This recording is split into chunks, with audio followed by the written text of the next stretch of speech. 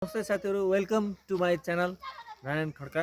हेर्नु होला, आज पनि हामी सिन्धुपाल्चोकै यात्राको क्रममा छौँ। हामी सिन्धुपाल्चोक जिल्ला सायद सबै घुमेरै सिधाउने छौँ कि के हो रञ्जित भाइ? हो दादा हो। अब हामी चाहिँ अर्को एउटा यहाँ रोड अलि यता आउँदा भाइ, यहाँ देउराली लक्ष्य सडक भन्ने मैले देखेँ। यहाँ मलाई चाहिँ अलिकति जिज्ञासा लाग्यो यहाँबाट। अब हामी चाहिँ यहाँबाट देउराली लक्ष्य सडक भनेर देखाएको रहेछ, त्यहाँ देखो। यहाँ चाहिँ मलाई अलिकति जिज्ञासा लागेको कुरो अलिकति यो सडकको विषयमा लागेको। यहीँ यत्रो हाइवे छ, यति राम्रो हाइवे भएको छ। यो चाहिँ यो यता देखो त, यो चाहिँ गाउँ जाने सडक भनिएको छ, तर यहाँ कुलो पनि राम्रो व्यवस्थित छैन। यो चाहिँ अलिकति व्यवस्थित होस् भन्ने मलाई चाहिँ मेरो धारणा यो लागेको हो। यो म सम्बन्धित निकायसँग मेरो अनुरोध, सम्बन्धित निकायको यो ध्यान जाओस्। अनि यताबाट चाहिँ कहाँ पुग्ने हो फेरि? यो यहाँ म्यापमा के देखान्छ? माथि पार्कमा बस्तीसम्म मात्रै हो।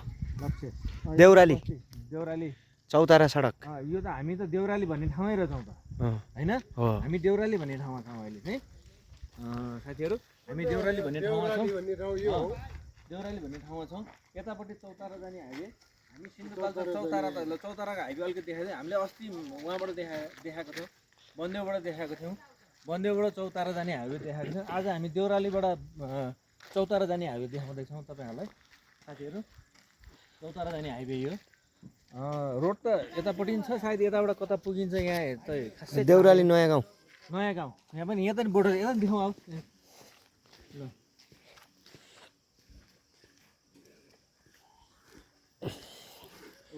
देउराली नयाँ गाउँ सडक होइन त? भान्डाडा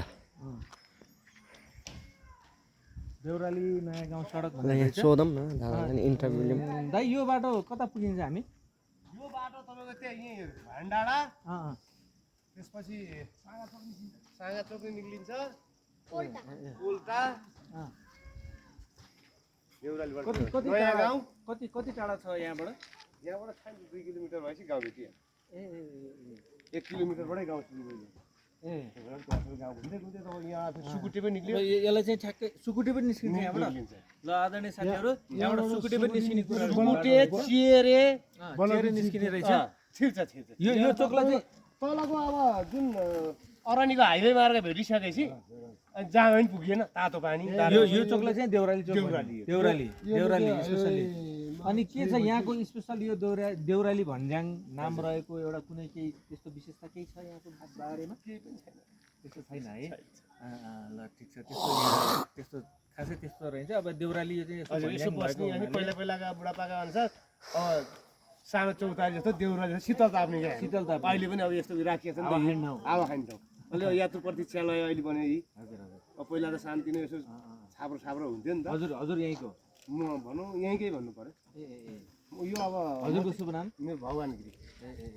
यहाँ चाहिँ के अब कुन समुदाय बढी, मतलब जस्तै हजुर गिरी हुनुभयो? हजुर यहाँ गिरी, तामाङ, मगर। हजुर मिक्स हुनुहुन्छ? हजुर त्यो बढी तामाङ मगर मिक्स ठाउँ। मिक्स गिरी। हजुर। भनेपछि अब हामी यो बाटो गयौँ भने चाहिँ हामी यहाँ सुकुटी पनि पुगिने भयो। सुकुटी तल अरनीको हाइवे भेट्यो। बाटो त कच्ची नै होला होइन? अलिकति देखाइदियो यहाँ। यो बाटो चाहिँ पिच सम्बन्धित निकायलाई यसो भिडियो होइन, हाम्रो भिडियोबाट मार्फत जाओस्, हामीले यसो जानकारी दिउँ होइन? यहाँ पनि अलिकति यो चाहिँ राम्रै ठाउँ रहेछ। राम्रै ठाउँ रहेछ। यतातिर यहाँबाट सुकुटे पुगिने रहेछ। अब यहाँबाट साँगाचोक जाने पनि ठाउँ रहेछ, बाटो रहेछ। साँगाचोक पनि निस्किन्छ भन्नुभयो होइन दाइ? साँगाचोक निस्किन्छ। अझ लङ रुट हेर्दाखेरि सुकुटी निस्किने रहेछ। सुकुटी निस्किँदाखेरि पनि अब यता जस्तो चौतारा स्याउलेबाट आउने मान्छेहरूलाई सुकुटी पुग्नलाई दोलाघाट दोलाघाट हुँदै जानु पर्ने अवस्था नहुँदै गर्दाखेरि यो बाटो सर्टकट बाटो हुन सक्ने चाहिँ सम्भावनाको बाटो मैले चाहिँ मलाई चाहिँ यसो लागेको। सकिन्छ उयो तल अलिक धेरै पर जाने चाहिँ कुरो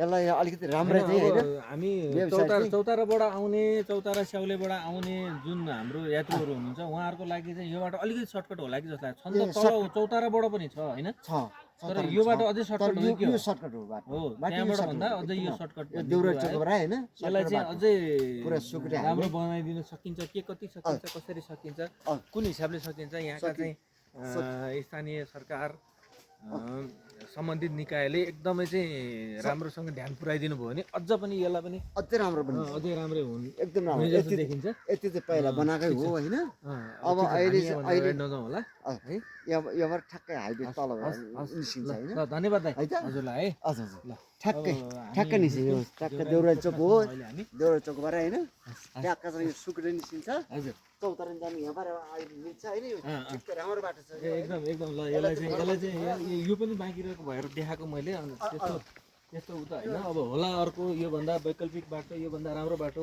योभन्दा छोटो बाटो अर्को पनि हुनसक्छ त्यो लगायत मैले देखेको बाटो यो देखेको हुनाले मैले चाहिँ यसको विषयमा यसलाई पनि अलिकति राम्रो रूपले कुलोहरू रहन्छ विशेष गरी बाटो भएको ठाउँमा कुलो हुँदाखेरि चाहिँ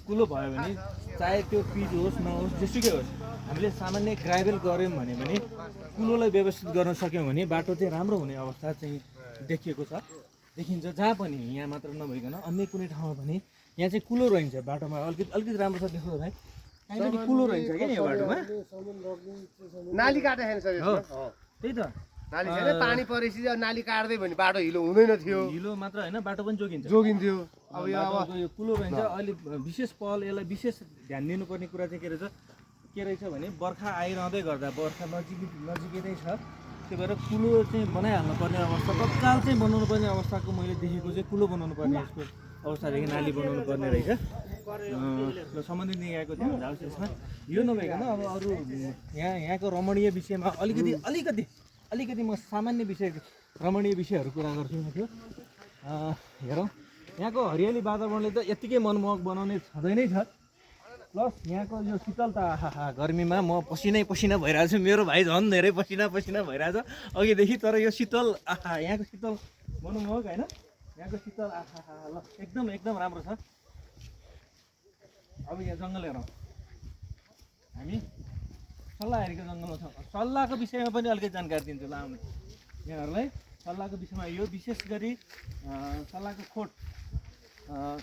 खोट चाहिँ हामीले यो उसमा प्रयोग हुन्छ यो चाहिँ गममा होइन सर गम बनाउने ग्लु बनाउने उसमा चाहिँ एकदम प्रयोग हुन्छ यसको चाहिँ अब कसरी प्रयोग हुन्छ यहाँ विशेष गरी म यहाँ देखाउँदैछु यहाँ यो यस्तो चिन्ह देख्न सक्नुहुन्छ यो त लडेको रुख हो तर पनि यहाँ चाहिँ के हो त भन्दाखेरि है यो यस्तो गरेर यसरी गरेको चाहिँ यहाँबाट यस्तो राखिन्छ यहाँ अर्को कुनै सिधा रुखमा यहाँ गरिएको छैन रहेछ यहाँ कुनमा छ यसमा चाहिँ यसको फोटो निकालिन्छ यसरी यस्तो गरेर यस्तो बनाएर यहाँबाट चाहिँ फोटो निकालिन्छ र यो फोटो चाहिँ सल्लाहको रुखबाट निस्केको जुन फोटो छ त्यो फोटो चाहिँ गम टाँसिने उसमा चाहिँ युज गर्दाखेरि असाध्यै राम्रो हुने भन्ने चाहिँ राम्रो हुन्छ यो एउटा चाहिँ नि उसको रूपमा झन् भनौँ मेटेरियलको रूपमा लिइन्छ यसलाई गम बनाउने चाहिँ एउटा स्रोतको रूपमा लिइन्छ यो पनि असाध्यै राम्रो छ यहाँ सल्लाहको जङ्गलहरू धेरै छ सल्लाहको शीतल मलाई त असाध्यै शीतल भइरहेछ एकदम आनन्द आइरहेछ अघि धेरै गर्मी भएको थियो हामीलाई दोलाघाटमा हामी दोलाघाटमा भिडियो बनाउने योजनामा थियौँ तर गर्मीको बावजुद पसिना भएको भएर हामीले त्यहाँ अलिकति बनाएनौँ पनि दोलाघाट त सबै ठाउँबाट सबै साथीहरूले सबै माध्यमबाट सबैले देख्नु नै भएको छ यो भनेको यतातिर चाहिँ अलिकति साथीहरू नआइपुग्नु भए नै हुनसक्छ आइपुग्नु भएको साथीहरूलाई त यतिकै थाहा नै छ नआइपुग्नु भएको साथीहरूलाई यो ठाउँ असाध्यै आनन्दमय छ आनन्दक छ प्राकृतिक सौन्दर्यताले भरिपूर्ण छ होइन ल ठिक छ आजलाई हामी यति नै छौँ फेरि हामीले अब अन्य कुरा जानकारी गराउने अवस्थामा फेरि गराउने छौँ हस् धन्यवाद नमस्ते।